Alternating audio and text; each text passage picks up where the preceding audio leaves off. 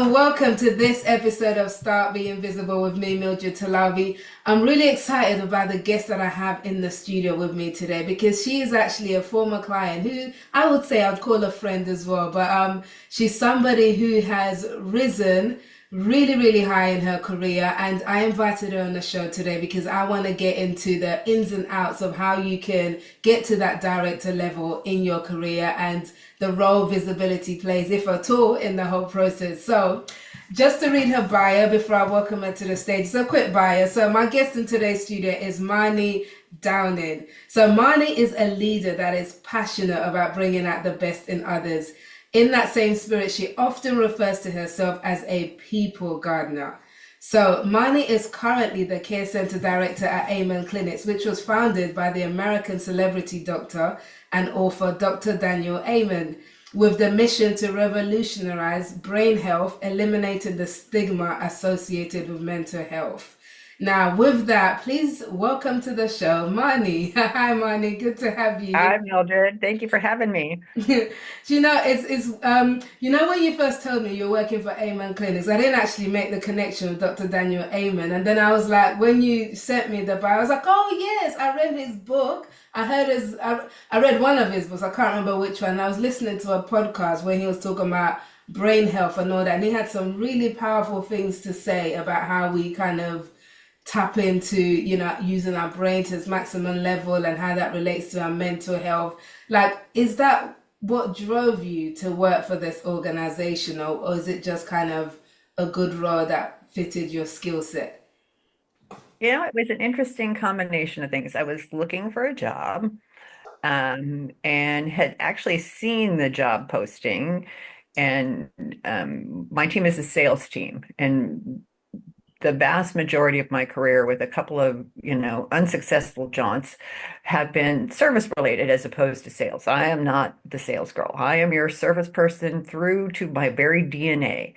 And a recruiter called me. So a private recruiter that the firm had engaged and said, hey, we have this role. We think it'd be great for you. Can we talk? And they sent me stuff. And I'm like, if this is Amen Clinics, I don't think you want me. Like, no, we're pretty sure you're it. And lo and behold, 8 interviews later, I am. And the more I learned about the organization, the more passionate I became about it. In particular, because my father was a paranoid schizophrenic. And um, I think about, what if Dr. Amen's methodology of dealing with brain health had been the standard, the norm when I was a child? How different would my life have been? How different would the life of my sister, my mother, even my father, and what can I do with my team to make that a reality for the people that are calling us seeking services? Wow. That's the thing that just drives me. Wow. I want to hear about your upbringing for sure. But before that, though, you said about how you went through this process of 8 interviews. Mhm. 8 interviews. Eight. I mean, wow. First of all, that's the most that I've heard that that's being done. But how did you kind of stay motivated and keep going throughout this whole process? Did you think, you know what, forget it, this is not worth 8 interviews, or was it just like, let's just see how it goes, and how what kind of things did you have to do in these many interviews? Well, because it was a very different role, call center, so still within my strengths, my experience, but sales. I think I was a lot more relaxed about it. It's like, you want to keep talking to me? Okay, let's keep talking. Um, and one of the things that the recruiter asked me is, what are you looking for? I said, well, really at this stage of my life, I want to be only where God wants me to be, because my faith is central to who I am. So I want to be in his perfect will. I want the job that he has for me, for where he wants to use me. And given the fact that I ended up here after 8 interviews, I would say that, it was. So it was HR, it was the manager of that reported to me for a while I was on this here, IT. We had co-COOs. I had interviews with both of them. our CFO, our CMO, who is my boss, Dr. Amen, our founder, and then a panel interview too. Wow. Wow. That is a lot. That is a lot. But as you said, it definitely seems like it is a place that you've been put on purpose, if you got through all of those hurdles and here you are. You've been in a row, what, a year and a half now? Yeah, yeah, yeah, not a year and 3 months. Uh-huh. Okay, year and 3 months. That is awesome. Okay, I love that. And before that, you had a very long career in a different place, which we'll get to in a minute. But because you touched on your childhood and you talked about how your dad was a paranoid schizophrenic, I want to hear about your childhood and your upbringing. What was that like for you? And what were your dreams, hopes, aspirations, at the time when you were growing up? Well, when I was a kid, I wanted to either be a missionary or, classic, American little girl wanted to be an airline, attendant, a stewardess at the time, but that one went away pretty fast. And then I wanted to be a pediatric nurse. And my dad's illness, when he heard that, he just, went off on me, and the way he did it made me let go of that dream. It's fascinating to see how the fact that I've worked now, this is my third employer that's in the healthcare field, and how God has placed me in that anyway. Three, international missions trips where, I got to have that part of who God made me to be, something to get to do. So that's been fascinating. I think the biggest thing that Daddy's illness did probably was make me try and be invisible. You know, we haven't met, in person standing next to each other, and you can't tell when I'm sitting down, but I'm almost 6 feet tall. And so, blonde hair, you stand out. You stand out in a crowd. And I worked really hard at making sure that I was as noticeable as white wall paint. You Hmm. know, that just and, there's a story that I'll tell when we get more into business about what changed that. To the point where when I tell people that now, that in high school I was bland and unnoticeable, they don't believe me. Wow. But that is what happened to me. Not um I mean, in response to my dad. I don't think he actively sought to do that to me. It's just how I responded. Hmm. Was it a tough childhood? Oh yeah. Oh yeah. You know, you would we would drive curvy mountain roads in Southern California, um, where the fear wasn't so much going over the road, going into a canyon, say per se, a crash. It was crashing and surviving and having to do it again. Mm, wow. Okay. So is that where, because you've mentioned your faith in God, your Christian faith, is that where that came in for you that early as like kind of a way out of the situation you found yourself in as a child? Um, it certainly grounded me, but I was raised, in church. And, for all the fact that his, brain was not healthy, my dad loved Jesus and my mom loved Jesus. And, they taught my sister and I to love Jesus. And um, I would say that that's what, beyond just saving my soul, that's what saved my body. That there was enough brokenness in my life from my dad's illness that without Jesus, there would have been, I wouldn't, we wouldn't be having this conversation. Mm, I wouldn't have survived past. I probably would have been gone sometime early in my 20s because there was just so much hurt and pain that the Lord had to continually heal and redeem. But He did. He kept doing it. mm. And how then from that stage did you kind of start to find yourself and find your footing in the world of careers? Did you what did you study? What was your path like? How did you end up in the healthcare sector as you said for the last 3 decades plus? Well, healthcare has been, let's see here, since 2012. The majority of my career was working for a single company, which was auto insurance. Um, and I started working there because a friend recommended me for a job. I started out as a switchboard rep there and rose through the ranks there until the company was acquired by another company and my division was shut down. And um, I that role, again, that's where I really learned customer service. It was how I was wired, so it fit. And the biggest thing that happened there that I would say really was transformative and that really I think speaks to our topic of visibility is when I was a supervisor and I'd gone from being switchboard rep to being a rep in our call center to being an assistant supervisor to now I was a supervisor. And there were 12 of us, I think, in the department at the time. And in general, um, the majority of us, if not all of us, were very unhappy with the three managers that we reported to, their style. They had very different styles, but they were not, they didn't try and grow people in general. And we had a complaint fest is the only polite way to describe it to our AVP of the time, the assistant vice president over the department. And we had a complaint fest about all the things that we thought were wrong, about how they were harming the organization, harming us, harming our teams, harming our department, blah, blah, blah, blah, blah. And he said, well, if it's important to you, come and talk to me about it. And I always had at that this ongoing monologue of ideas going on in my head that I just never let out of my mouth.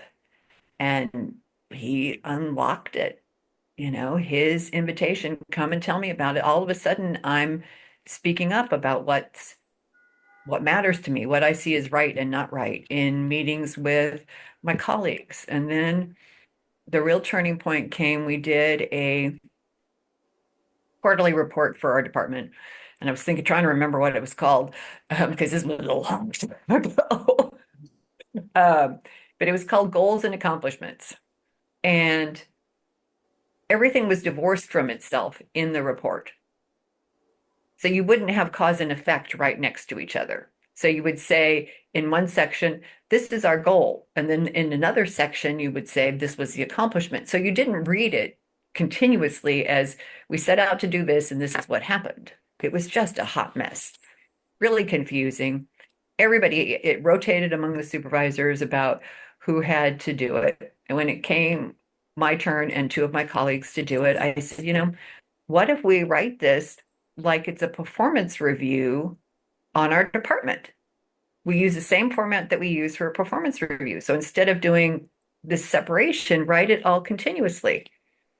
And we did, and I felt like I convinced them to do this. We did that. And then I took it to this vice president and told him, this is what we've done. And I got back the nicest note from him. Please thank your colleagues that worked on this with you. This is the best report for our team that I've ever read. I know more about our department from this one report than all the others I've ever read before. And it was a paradigm shift. It was that combination of that and say what you want to say was a paradigm shift. It's like, oh, I can let this opinion that's in my head going like this out of my mouth. I can use the ideas that I have to make things better. I can do that. Okay, let's go.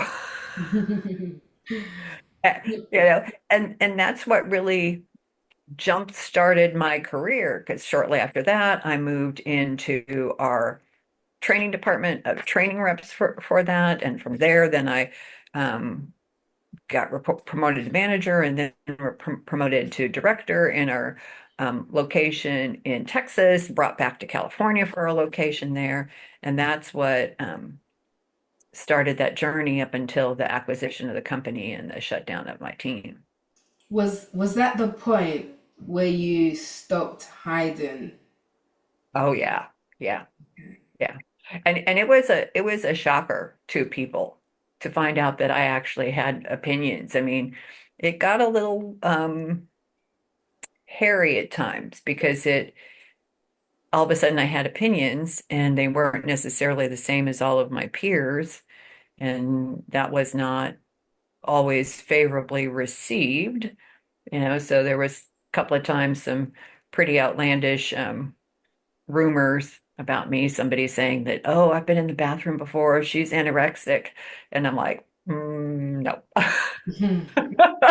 Mhm. No. you know Character assassination. and it's just like, no, and that's happened other times, and it's like, okay, that just trusting the Lord over and over again. It's like, okay, you know who I am, I know who I am, and if I need to be corrected, then Lord, I'm trusting you to correct me, and to send wise counsel, that it's not just about rumors and gossip of who people think I am. It's who am I really? Hmm. You said And then, earlier, you said yeah, earlier that you were wired for service. oh yeah, So even as a little how did you girl. discover that? Oh, a little girl, like, at church gatherings or weddings, didn't matter whose wedding it was, I would find myself behind the table serving cake to people. Mm. Just I would go stand there and start, and either volunteer or try and get myself drafted to do that. Uh, and it's just, I don't know. How does an artist discover that art is the thing that they like to do? It just, Just do it, yeah. and it just flows naturally, I guess. It just flows naturally. It flows naturally. And I can remember when I worked at the a university medical center, a physician asked me, so what did you have to do to become so service minded? Or what did you study or do? And I'm like, well, I've read a lot of books, attended a lot of seminars about customer service, but really it's just, I went like in for a penny, in for a pound. It's how God wired me. And lo and behold, the physician was a believer, and that started us off on a whole tangent conversation about that, which was really super fun. And so, like you had asked earlier about, what education do I have? And I'm the, anomaly, particularly in today's world where education is so, education is valuable. My mother was an elementary school teacher. I am not denigrating education. It just wasn't my path. You know, I joke, I have my PhD, my private high school diploma. You know, I went to college very briefly, what we refer to in the States as a junior college, and took a couple of classes, and then I ended up working full time, and I never went back. So I don't even have the lowest level of a degree. Now, our kids, we've told them they have to get at least that one thing, because in the States, it's almost a prerequisite anymore for the vast majority of employment. But I don't, I am self-educated. I am, so work experience, conferences, and a gazillion and one books, because I am a pretty intense reader. Has that not having that degree, did that ever make you have this imposter syndrome as you were rising up the ranks to director level? No, it's certainly at times when I would be looking for a job, like when my company shut, laid off my department. um, it made trying to find jobs more challenging, particularly in today's world with the automatic screeners, where you've got to answer the question, do you have a degree? And you have to say no, because I'm not going to lie. And so I know that typically gets me screened out.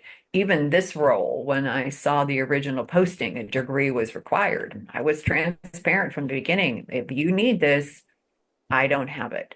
I've had great interviews with organizations and with the hiring leader who wanted me, and then we'd go to HR, and HR would be like, no, the job requires this. If they don't have it, you can't hire her. Like, Mm. okay. I, That's I maddening, warned you isn't that that might happen. it? Yeah. You tick all the other boxes, but you don't tick this one thing that a lot of people, I don't know about how it is in the States, a lot of people get their degrees in one thing and end up doing something completely different in their career, you know. So you tick all the boxes, you don't have this one thing, and we're not gonna hire you. I always think so many employers don't think outside the box, and it's quite frustrating. It's quite frustrating.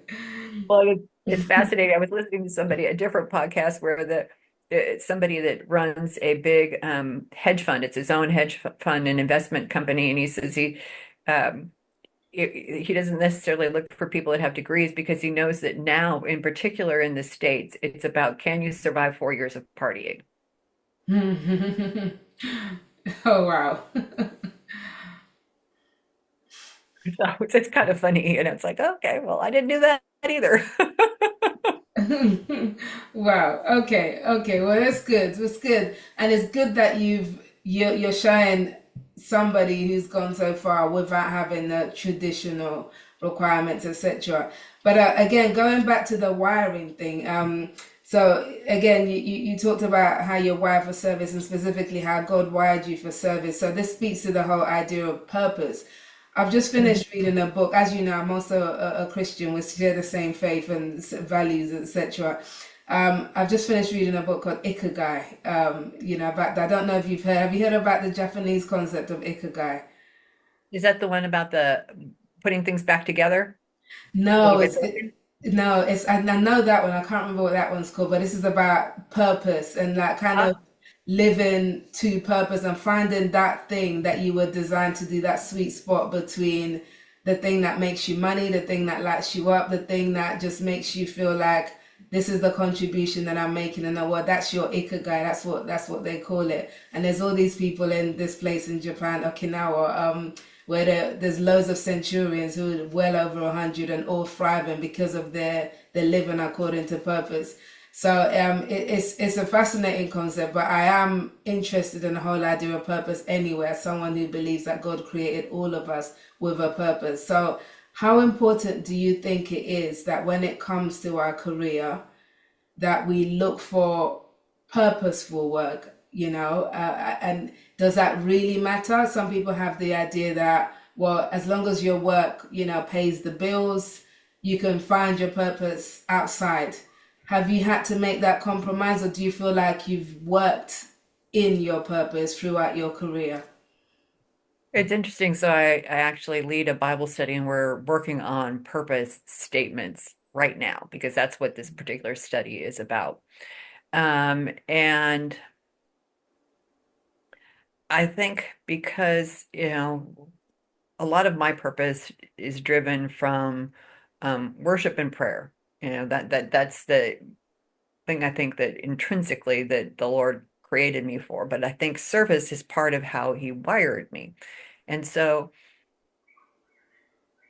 shy of working in a church, which I have never felt called to do, um, I don't know that that's part of it. But I do believe of my work life, but I do believe that meaningful work matters. And an example might be that I remember one time I read a job description, and the job description was like it was describing me. I mean, the things that needed to be done, the strengths that they wanted, it literally, it felt like I was like somebody had just written a job description about me. And then I looked up the company and I'm like, okay, well, nope, never mind. Because it was something that did not fit my personality or character. It was a gaming company. Don't have a problem with gaming companies, but it was a gaming company that celebrated violence, violence against women, just things that were not, no, no, I cannot represent this company in good faith. So even though the job looked like me, the organization would not have been one that I could have represented. And so those things are important to me. And I think when you find that, you get to be more genuine in your work. I think it makes it easier. Our family joke is you go to work on the days you don't feel like it so that you can stay home on the days when you can't, because even when you love your work, which I do, there's still days when work is just work. Yeah. Oh, yeah. Right? Oh, yeah. It's a challenge. It's hard, and that doesn't make it bad. It just means that that day was particularly challenging, whether it was about sleep or interactions with colleagues. It was just the nature of life. But it's easier to have days like that if, in general, you care about what you're doing. If what you're doing matters to you, it matters to me that my team represents our organization well to the people that are calling and finding out about our services. So they understand the ways that we can potentially help them on a journey to brain health. It mattered to me when I was in auto insurance that the team was explaining coverage the right way so that when somebody was trying to make a choice to save money, they understood cause and effect of how that would impact any resources that they would receive from the company if there was a car accident. All of those things matter to me. And I think the more somebody finds a role that fits their interests, their beliefs, a company you can support. If you're going to badmouth your employer, go work someplace else. Mm. 'Cause why? Why? We spend way too much time at work to be that unhappy, to think that it's just an in means to an ends. And I get the fact that sometimes that's all it is. Right now, it's the thing is, let me have food and a roof over my head or my family's head. I get that. I'm not talking about those seasons. I'm talking about if you have a choice, find the role that excites you, that has something that you care about. Mm. Yeah. So you can operate in purpose. This purpose is not the word you use, but at least you have a reason, and it's connected to your values in some way, and that helps you enjoy work that little bit more, doesn't it? Yeah. Yeah. So another phrase that you use to describe yourself, and I remember when we worked together, which we'll talk about the LinkedIn side in a minute, but it's one of the things you wanted to really put across in your LinkedIn profile, and that's this idea of you being a people gardener. So explain, what does that mean to you, and how has this shown up in your work life? It took a little bit to really um, get to the right phrase to get to people gardener, but that's to me. Um, think about the person that, likes to enter the contests for roses. And I know that there's a big contest in the UK, for, who's got the most beautiful garden and who's got the most beautiful rose and all of those things. Well, that person has to be willing to prune. They have to, they fertilize, they prune their plants, they call out from the plant. They're looking for something in particular. And I think I've seen that in myself of recognizing something in somebody that maybe they don't yet see in themselves. A strength, a talent, an ability, and beginning to call that out of them and to prune off the things that are distracting them potentially in the workplace from that strength that I see inside of them, that talent, that gift that I see inside of them. And examples would be people I've hired as reps that are now directors at other organizations, you know, somebody that I hired as a trainer that's, went on to other roles in our organization and then now works other places. And so just having that privilege of starting somebody on the path that helps their career thrive, but doing that by okay, that's a dead branch. Stop. That's not where your strength is. Let go of that. Pursue this. Find this. Find joy in this, and helping them see that in themselves. I can think of one person I promoted into supervisor who was, are you sure? Are you really sure? She just doubted herself. And um, as she grew into the role, her team thrived the best while she was their leader. They had three different leaders under their tenure with me, and she was the one that brought out the best in that group. And she was just shocked that she was seen as a leader and then was surprised at discovering where all of her strengths lay and how well the team did her encouraging them. Hmm, I love that. How big is your current team? My current team is all total in, we're 34. Okay, so with a team that size, I don't know if you've had bigger in the past, but Oh, how, much bigger. This is really oh, small. is it? What's the biggest team size you've had then? When I was in Texas, I had just shy of 300 people. Okay, wow, that's a lot. So then how do you garden such a big team, or do you do that with like just your immediate direct reports? Layers, so it's all layers. So it was um I had managers and then supervisors on down and being actively involved at both layers, both at the management layer and the supervisor layer. And particularly when the team was that big, that was insurance and that was the career that I had grown up in, so to speak. And so I had really bone deep knowledge of what my team was doing.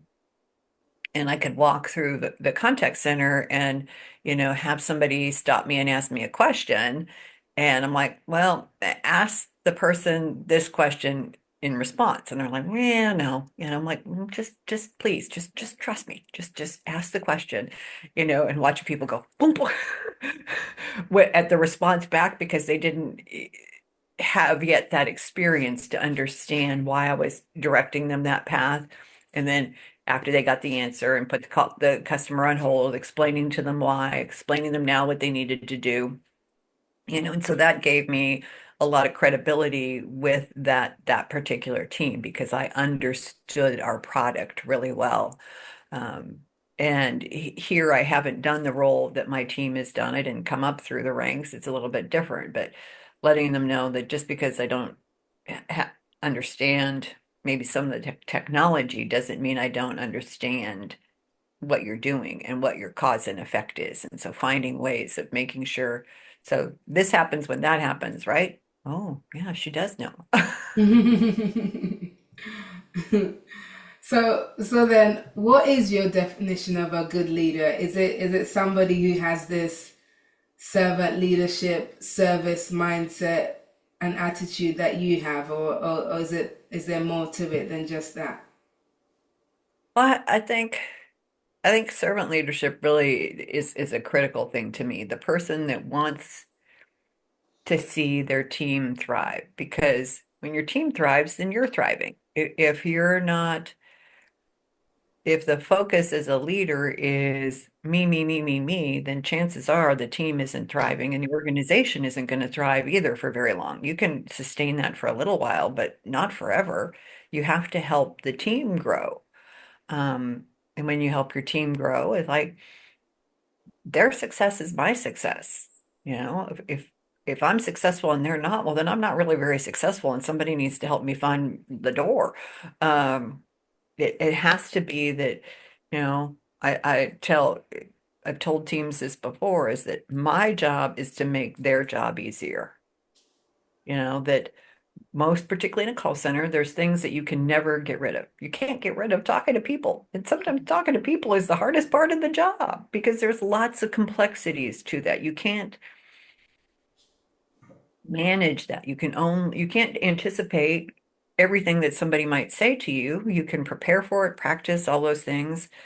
So what can I do to make technology easier? What can I do to make the reference tools that they use to look up information for the how and the what easier to use? All of those things are how I see my responsibility.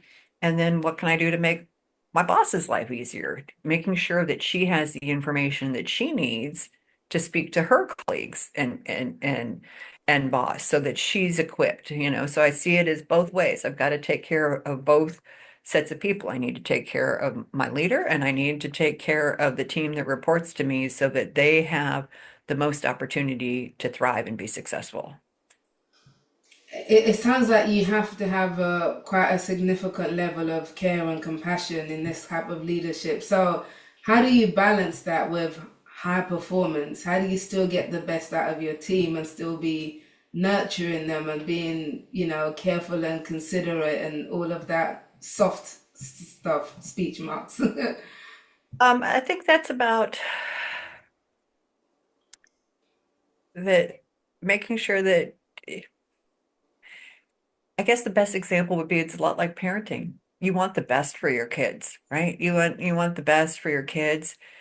That doesn't mean you don't have rules, you and that in order to be fair and equal and to all, there has to be rules. You can't say, "Oh, it's okay. I understand the fact that um, you're having to take the bus and the bus is not regular, and so that's why you're late."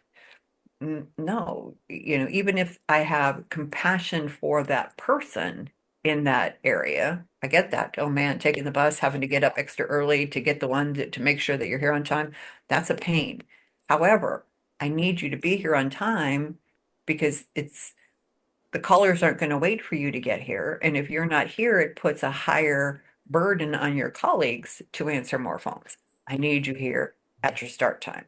So it's a balancing act of caring for the person and requiring them to follow the organizational or departmental guidelines, policies, procedures, rules. Setting standards, high standards for them, really, in a sense. Yeah. So, but I find most people respond well when you demonstrate that you care about them as an individual.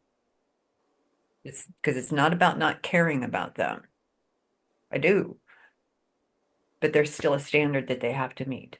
There's still a requirement, a job need, and what can I do to set you up for success so that you can meet that job need? Or is this not the right job for you? And maybe, sometimes I have great employees that are not good salespeople. Certainly been that myself at one point. Is there another role in the organization right now that might allow them to use their gifts and talents if they're interested in staying with us that doesn't require that sales skill? Because there are. We've had people transfer it to other parts that then thrive in that new role. I once heard Richard Branson, Virgin, say that live in a talk, and he was like, he never gets rid of a good employee. Like that's getting rid of them is the absolute last resort. It's always kind of, all right, then let's repurpose your skills and Yeah. interests to somewhere else in the organization because a good employee is hard to find. So I like that. I like that type of leadership. Okay, so let's talk about LinkedIn and visibility for a bit because that's how we first connected. I It think, is. yeah, I think we were saying offline is it's been what about maybe 2 years ago or so Uh-huh. when we worked together. And at the time, you came to me, and because you wanted to start being visible on LinkedIn and you wanted to be intentional about your presence on there, what made you get to that stage in your life, in your career, to think, right, I need to start showing up some more? Well, I've been following you for a while and reading your posts, but it was that, so as I said, I'd worked for the same company for 27 years, and people had deep knowledge of who I was. And at the time, I was working for a nationally ranked cancer institute, huge organization, 10,000 employees. And while I was known in my immediate department and in areas that had immediate overlap, I didn't have broad exposure throughout the organization. And there was a role at the time that I was really interested in, and so I was trying to find ways to position myself and to make myself better known um, in the hopes of being considered for that role. That didn't work out, and I ended up leaving there, but it was because of LinkedIn and the posts that, and the things I learned from you that the recruiter for my current role found me and reached out. That there's a direct correlation there, of our experience, the things you taught me, what I was posting, and them reaching out to me. Okay, no, that's wonderful. That's always great to hear because that visibility does make a difference. But I want to kind of compare that to so back at this early stage in your career when you realized that you didn't need to hide anymore. So you started being visible, if you like, in person, speaking up more. How did that compare to pretty much doing a similar thing all these many years, decades later, but this time online? What were some of the differences for Hmm. you? Interesting to think about. I think I'm a word person, and while I love writing, aspire to be an author, we shall see if that ever comes to pass. Um, I tend to do a little bit better off the cuff, to just, somebody asked me a question, like we were talking about something in a leadership meeting yesterday, and I said something, and I'm like, somebody's like, oh, we should have recorded that or written it down, and like, what did you say? I'm like, hmm. Like once it's out there, it's out there, and so it was intriguing. I had to be very intentional in some of the ways that you shared with me about, preparing posts ahead of time, thinking about it ahead of time. Is there definite correlation? Yes. It was interesting as well. I was listening to your podcast about introvert versus extrovert. And I'm like, like many things, many tests, surveys, whatever, I'm strange. In that I am the part where you were talking about where people draw strength from. Mm. I am not a good work at home person at all because in that regard, in my work life, I draw strength and energy from hearing my team. Like right now, my door is closed because what we're doing, but in general, it's open all day because I get energy from hearing them, from being around them popping in and asking me questions. Oh, you're an But extrovert. but when my day is over, I want peace and quiet. No, don't come talk to me. No, no, and so it's interesting that there was the very definite too, and that, um, so there's still that time where that introvert part of my personal personality, if that makes sense, as opposed to Mm. my professional one, takes over a little bit when I think about LinkedIn. Like there was a random thought I had the other day. I'm like, oh, that would make a really great post. And instead of writing it down, I let it just, walk on down the street without me. And I want to try and be more mindful about that again, of not because I'm looking to do anything, but I don't know what, hopefully this is my last gig before um, formal retirement, but at the same time, I'm the kind of person that I doubt that I'll never be doing something Mm. because because I think I'll still have stuff to offer, even if it's just minor.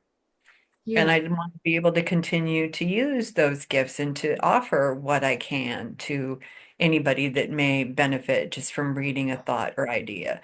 I mean, there's, going back to our source of faith, there's nothing really in scripture that talks about retirement. That's a man-made concept. Exactly. I was literally having this conversation with my husband today.